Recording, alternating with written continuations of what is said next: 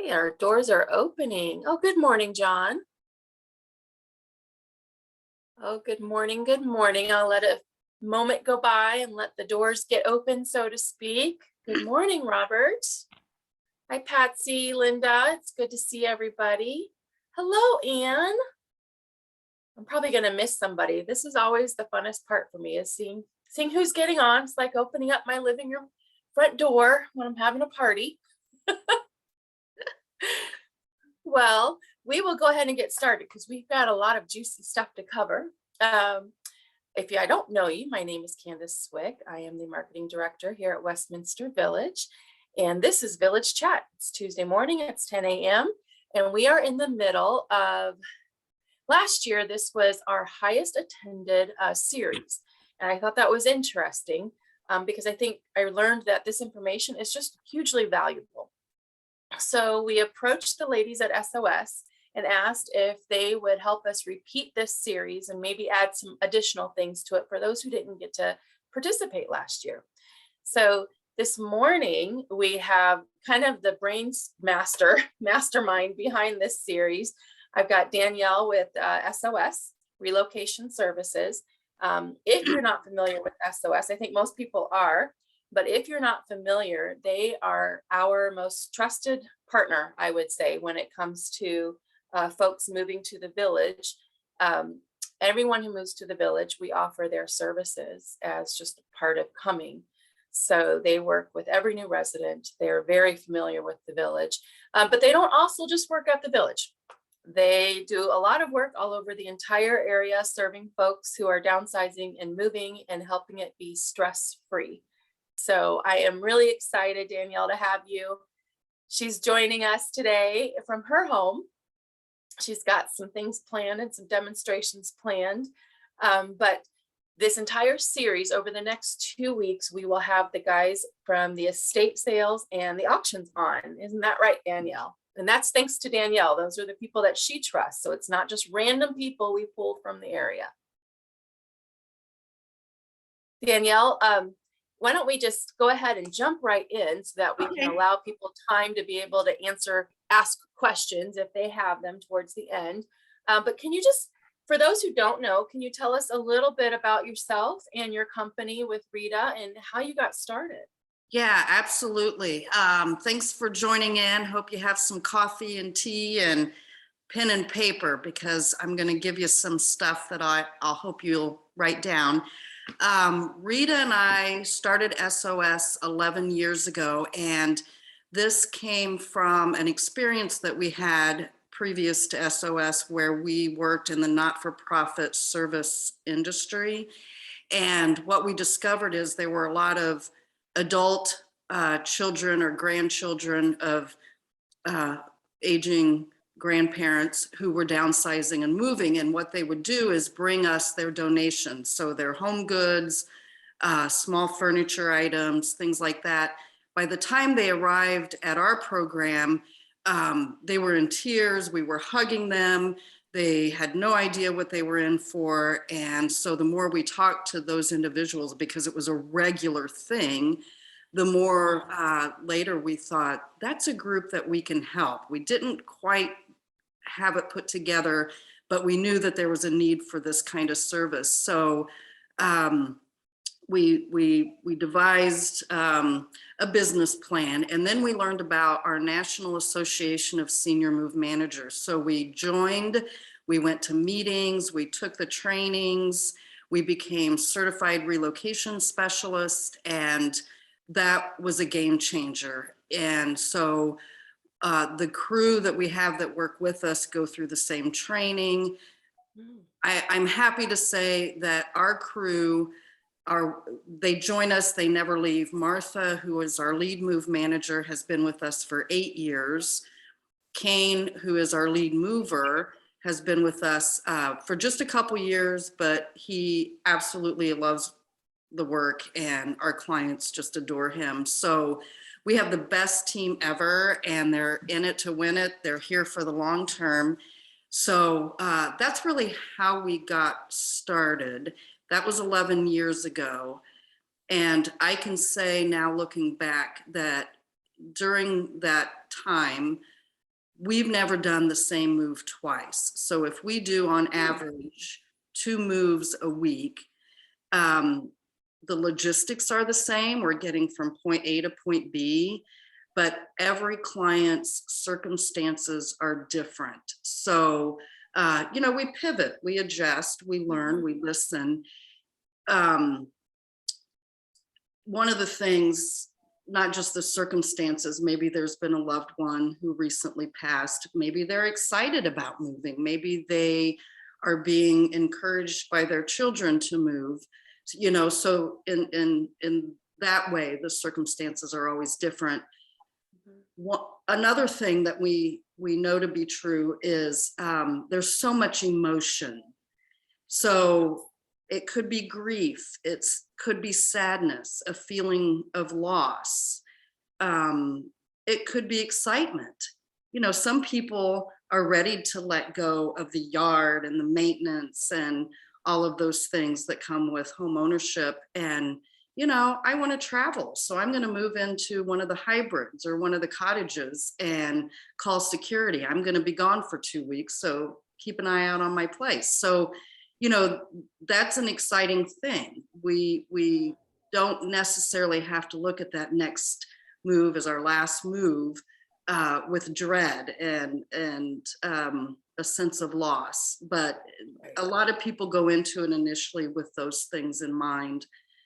And what I encourage people to try to do, and this is very difficult, but to make a paradigm shift throughout the process of downsizing. We're going to be challenged by our thoughts and feelings, and sometimes we tend to go to the dark place. So that's when I encourage you to kind of reframe things and make this shift, because it doesn't have to be that way. We can acknowledge it because it's there and it's a common reaction to that downsizing. So that's important, just acknowledging that, put it on the shelf, and then shift over to more positive thinking. And I know that sounds a little frou-frou, but it works, and it's doable, and we can do this together.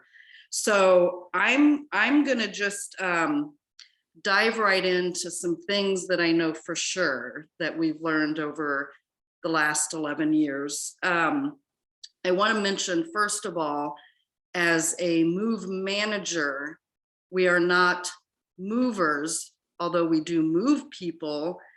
And we, I guess you could say we're professional organizers, because that's part of it. But what sets us apart from other services similar to ours is several things. But what I want to note here is memory, disease, and safety.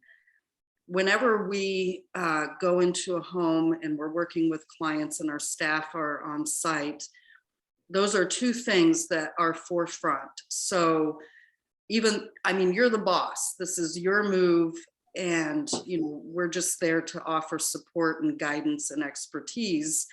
We will always be looking through the safety lens. For example, area rugs, trip hazards, obstacles in walkways, those kinds of things. So that's really one of the key things that really set us apart, and our team are always thinking about your safety or any other challenges that might be present. So we talked about making a paradigm shift. My husband and I moved 3 years ago, and I was a test case for myself. He had 3 libraries, and a lot of our clients have a lot of books.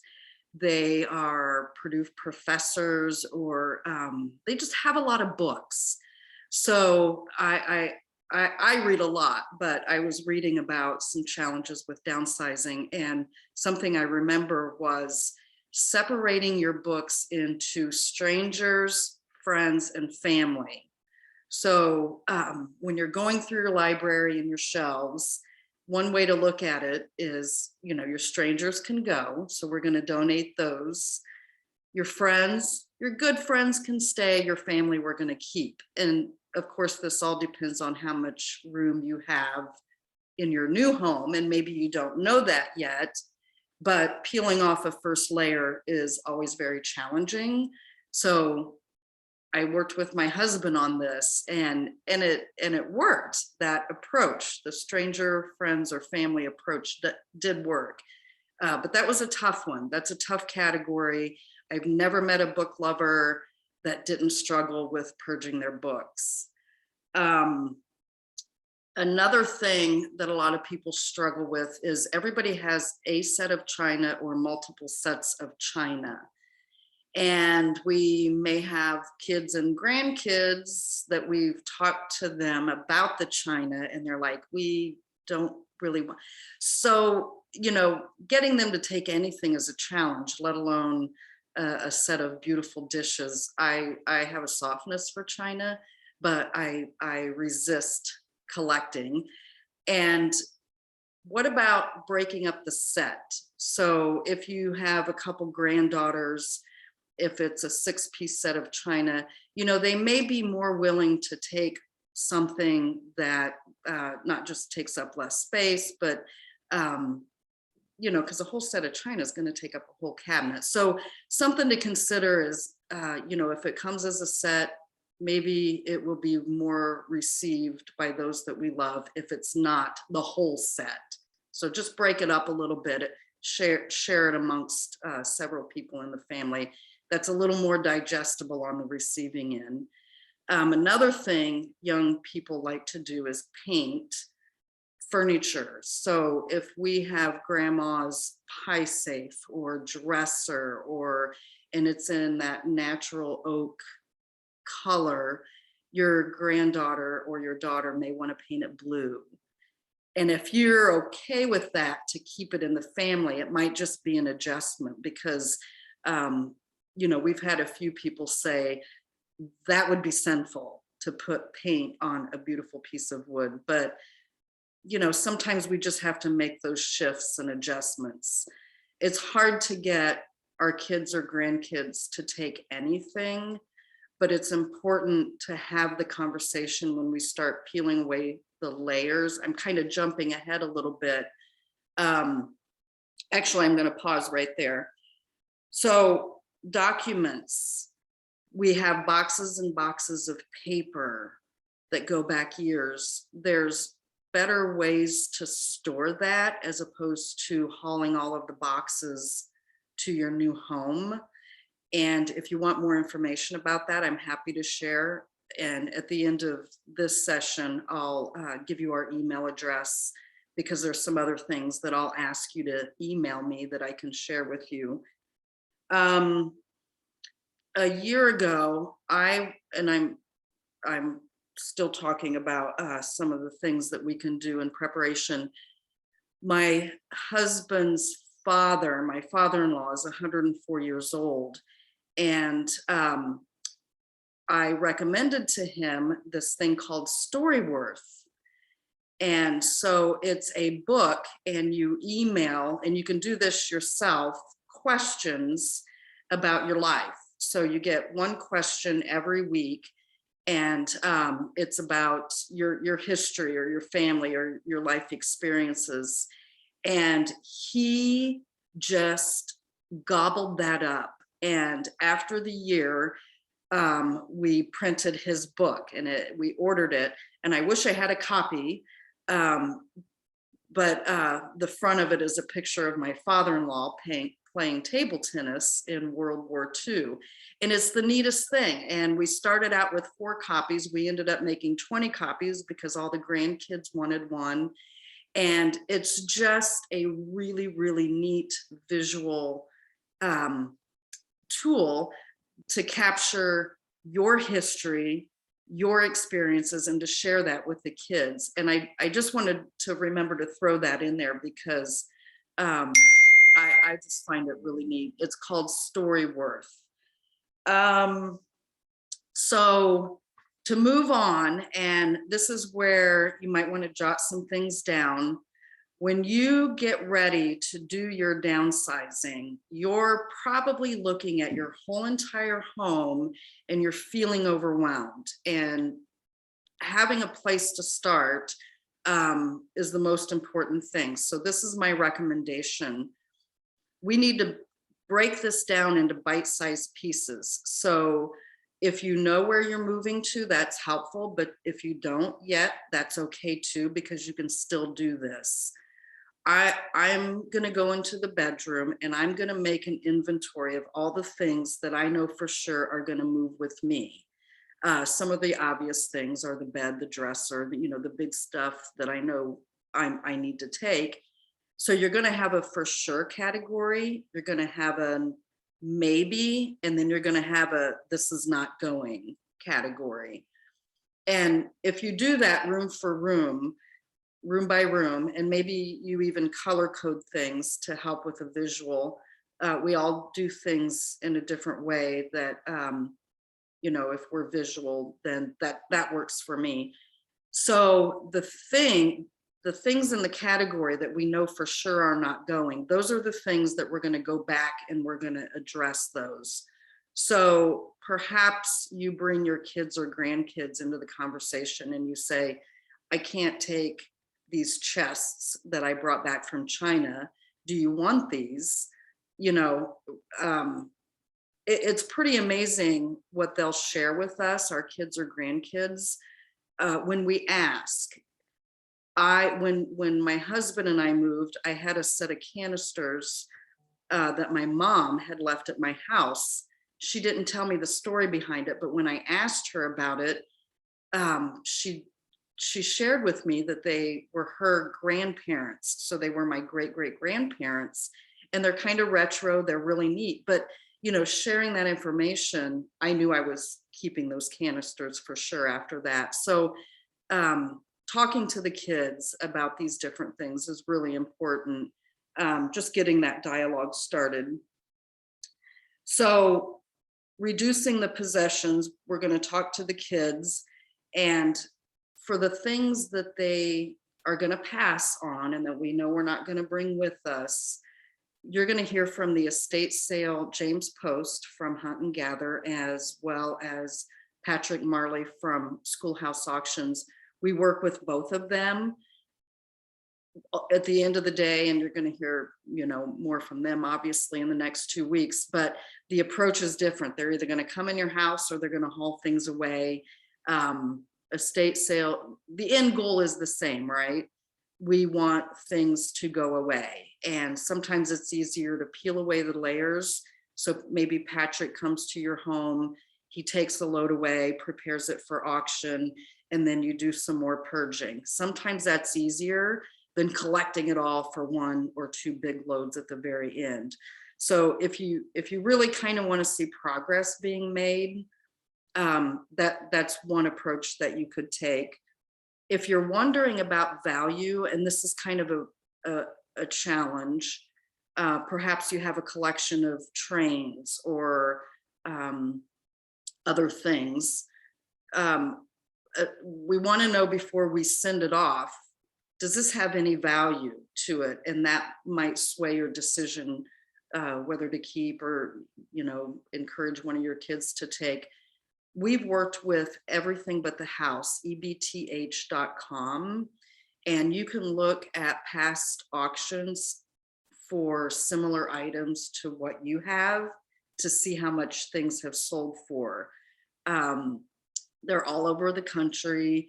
Their marketing is very aggressive, and they ship all over the country. So even if their auction house is in Blue Ash, Ohio, they might have a buyer in San Diego. So that's the reach that they have. You could compare that to eBay. I know eBay used to be the place to go to buy things for a long time, and maybe it still is, but just looking at similar items and how much they sell for is a good way to gauge value. Donations. there's somebody that can use your things. And because we're from the not-for-profit and we've worked with all the other service providers locally, we know what they can take and what they can pass on to the clients that they've served. So today, in fact, we are helping a woman in West Lafayette clear out some things from her house, and we've matched her furniture and dishes up with 2 clients who will be leaving and establishing their own home from going through a service program. So we're excited about that. We're happy that we can make these matches. And I know a lot of people feel better knowing that their things have gone to somebody who really can need and use those items. Let's see. Another tool, and this is something that you could write down, is nothing happens if we don't have a plan. So the most important thing is to go into the whole entire process with a systematic approach. And this is how I recommend it, because without an approach, we're going to squirrel all over the house and we're going to become exhausted really, really fast, and we're not going to make much progress. So I recommend that you pick one place, one room, one closet in your home, whatever that might be. I recommend starting out with what would be easiest. So maybe it's the coat closet, maybe it's the pantry, and then start pulling things out. Maybe you take everything out, and you're gonna either donate, or it's gonna be thrown away, or you're gonna sell it, or you're gonna keep it. So things that you're gonna keep, you can put back in the closet, and then immediately cart away things that you want to donate or sell. You can isolate those somewhere in your home. But if you do not pick a place or a focus in your home, it would just be much more challenging. I would also pull in a friend, or you should call us, somebody that can keep you on task, help you be accountable, and provide suggestions or criticisms kindly, just to kind of keep the momentum. So if we have an accountability partner, we're more likely to get things done. And schedule it. You need to put it on your calendar, and you need to plan for 3 hours at minimum. If you can go longer, go longer. But if it's less than 3 hours, you may not achieve much. So, and you need to put it on your calendar. Make a date with yourself. Hi, Stephanie. So that's really the nuts and bolts of that part of it. And then of course, you're going to have your categories. You're going to throw away, you're going to donate it, you're going to keep it, or it's going to go to a family member. But I recommend getting it out of the house right away. You don't want to see it. You don't want to have to think a whole lot about what you're getting rid of. And if you're on the fence about something, because there's going to be those gray area items, maybe just set it aside. Because when you pass through an area and you feel like you've made all the decisions that you can make in the pantry or the bedroom or the closets, I bet you can go back and take another pass. So I would not start packing anything anytime soon, because there's typically more that can be purged. Floor plans. If you know where you're moving to and you can provide the floor plans, we can measure your furniture and we have a software program that we use. We plug in your furniture to scale, to the floor plan to scale, and then we can print that out or send it to you by email. You can see how it fits. What this does is allow you, obviously, to see what will fit and what you can just go ahead and check off your list as going, but it also allows you to know what needs to find a new home, right? So let us do your floor plans. It makes that guesswork go away, because when you're moving, you don't want to have that much guesswork. And what Rita and I did a few years ago is, in our team, we all got together and we said, you know, if we could give somebody a packet to help them get started, some kind of tool where they can check off the list, that we felt that would be helpful. So we put our brains together and we created this relocation guide. And inside of this are several things, areas of packing, a place to put important names and phone numbers, things to consider in advance, because when you're going through this process, you're going to forget things unless you're a list maker. You know, there's no way you can remember everything. And we've had some clients who are really disturbed by that, and they'll say, oh, I just can't remember. And it's like, stress will do that. You're gonna have that. But who to notify when you're moving, and then things to keep in your possession on moving day. So I want to email this to you or mail it to you as a helpful tool to at least get started. And then also, Candace and I talked about doing a demonstration. I have two thoughts about that. One is, it would be so awkward, and I'm not quite sure how I would do it, but I will so I'm sorry, but I will tell you the most common mistakes people make, and then I'm gonna ask you to email me so that I can send videos. But people want to lay plates or things like framed pictures, they want to lay them flat. Don't do that. Plates laying flat will break. They'll all break. And it seems counterintuitive, but they go on their side.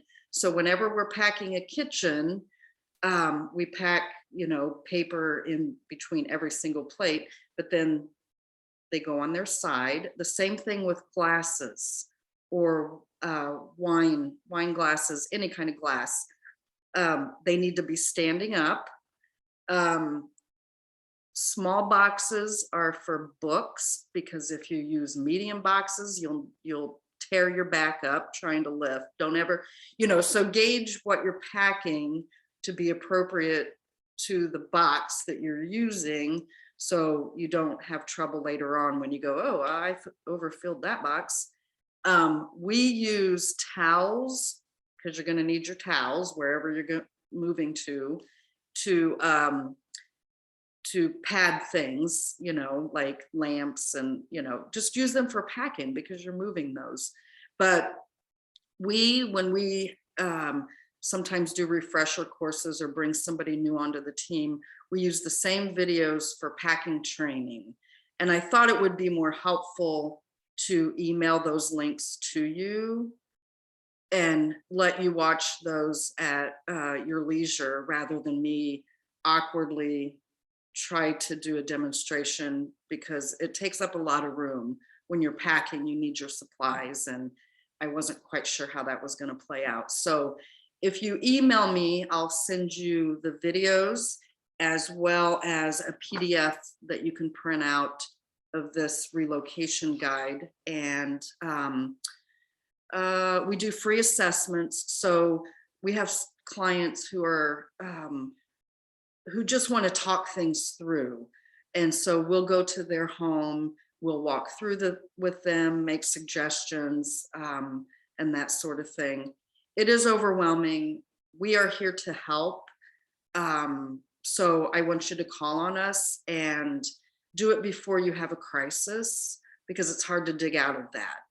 So that's all I got. I always have more, but I want to be mindful of the time.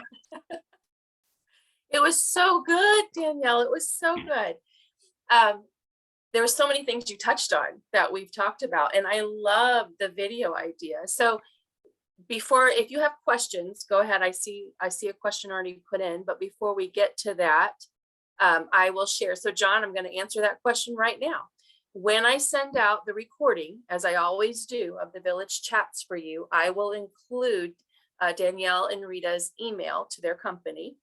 We also have their relocation guide. We have that in print. So if you would like a printed copy, let me know. You can respond back to the email. I am happy to send you that. If you want that, we have some on hand. Wonderful information. And I think something that we talk about a lot when people are moving is to remember to give yourself some grace over the emotional part of it. Like, yes, it can be hard, even when something's exciting at any time in our lives. Every time I've moved, even though I'm excited for the next step, there's an emotional part of it that I think you have to acknowledge. So I really love that you talked about that and how to work through that. It's just a wonderful thing that you all do, truly. And we're really blessed to have you as partners. And we really feel like that you and your company, you and Rita and all of the ladies and gentlemen there, you are our partners at Westminster Village. Even though you don't wear our logo, we feel like you are our business partners, and we greatly appreciate the work you do for us. Thank you. Thank you. And I agree. Our partnership is invaluable. It's all about relationships. My only wish is we had started 10 years before. Yeah. Yeah, there's so many people who need what you do. It's really amazing. And so we're lucky to have you. We're very blessed. So in answer to that question, okay, here's some other questions. Let's see. I hear thanks. How many years of grace? I'm not sure what that means, John. What do you mean by how many years of grace? Oh, I get it. Well, I think you just have to remember, I think what Danielle, the thing that you said that resonated with me is acknowledge the feelings and then put it aside and turn to something positive. I think we have to acknowledge it, when we're feeling maybe the sadness or some of the, like we're closing a door and we're opening another one, but acknowledge it, but then don't wallow there. Don't stay there.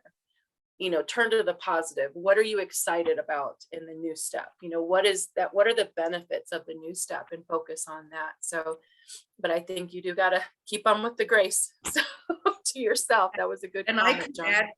I could add just real quick that if you feel those feelings are holding you back, like you just simply can't go forward, to your detriment, because if you feel like I do need to make a change, I simply can't. There are times when we could seek out some professional help. I mean, mental health is a thing, right? And Yeah. If it's an obstacle to us living a better life, then seek the help for sure. Yeah. I think you and I have talked about over the years. I think one thing that I see with Westminster, our residents and the family of Westminster, is that most folks moving to the village are planners and they're excited to come. And even though it's a process, it's a little bit different. But in my previous roles, I was working with more high acuity and people who are making a move after trauma because they hadn't planned and made those pre-steps. And I became really passionate about really trying to talk to people about planning way back when versus now you're in crisis. And now this thing that could have been avoided is this hugely traumatic event in your life and in your family. So it's one thing that I often feel I resonate with our Westminster residents and applaud them because they're planners. And it's something I really appreciate. Anyways, that's a whole other subject, but thank you so much, Danielle, for joining us. Let's go to Stephanie. Stephanie and Trisha are joining us. They were late getting on because they were actually helping a new resident come to the village. So an exciting day. We have another new resident that closed on their home this morning. Stephanie, what do you have to share with us? So be on the lookout. This week is our fundraiser drive-through for Meals on Wheels. If you have not signed up yet, please go to our website and sign up through there. It's 2 meals for $30 and it will be delicious. That's salad, pasta, a chocolate dessert for 2. So you and your loved Oh. one can have a, Don't forget those cheddar bay Oh. butter biscuits. if you've Oh had my our gosh. rolls, if you've had our rolls, just wait till you have our biscuits. We get to sample everything that they're making. You know, we got to make sure it's good before we serve it to you guys. It is so, so good. Oh, I was dying. I was dying. I cannot wait. And we are open to visitors. So if you want to take the first step of coming in and talking to us about your future plans and how we can get you here, call us and make an appointment. And we're happy to help guide you through that decision-making process. No matter, and Candace and I both feel the same way, if it's Westminster or somewhere else, we're here to help guide you to what's best for you. So give us a call, make an appointment. We're not pushy. We're very blessed to work from a wait list. So we don't have a need to be pushy. We're very factual, and not everyone's for here. So we're here to help you. I think that's pretty much all I have. Not much going on except for the drive-through this week and recovering from the snowstorm last week. And yeah, we're doing well. Thank you, Stephanie. Yes, I echo those sentiments. I think that's something that Danielle and Rita, I think we all kind of echo that sentiment in our field, that we're here to help and serve first and foremost. So if you came to us and you're not meant to be at the village, that doesn't matter. We're here to help, and we feel really passionate about that. So we feel blessed to be able to do it. So thank you so much for joining us, everyone. And like Stephanie said, if you haven't gotten your order in for Thursday, so if you go to our website, you can go to the events portion of the website, and you can click on events and you'll see it listed there. And you can just click that and place your order through that. Let's see, Paulette has a question. Is everything but the house on the internet? I'm not sure I understand what you mean, Paulette, but I will email you separately. I'll reach out to you to make sure I can answer your question effectively. So again, I will send out a follow-up email with all of the information that we talked about, so you'll have it in writing and click and go. And then if you're interested in those videos, which to me sound phenomenal, you'll be able then to reach out to Danielle and get that information. So have a wonderful day, everyone. So next week we will have, I'm going to say this wrong for all of a sudden, James Post, right? Am I saying that right, Danielle? Okay. I almost said James Hunt. I think I said James Hunt. I don't know where I got that stuck in my head. Oh, I'll have to ask him to forgive me. Next week will be James Post with Hunt and Gatherer Estate Sales. He's an interesting guy. I so enjoyed him coming on last year. So if you want to learn more about the estate sale side, like how that works and what to expect, be sure to join us next week and share it with a friend. So we'll see you next week, everyone. Thank you so much. Have a great day. It's still morning. Have a great day and stay warm. Bye-bye. Bye.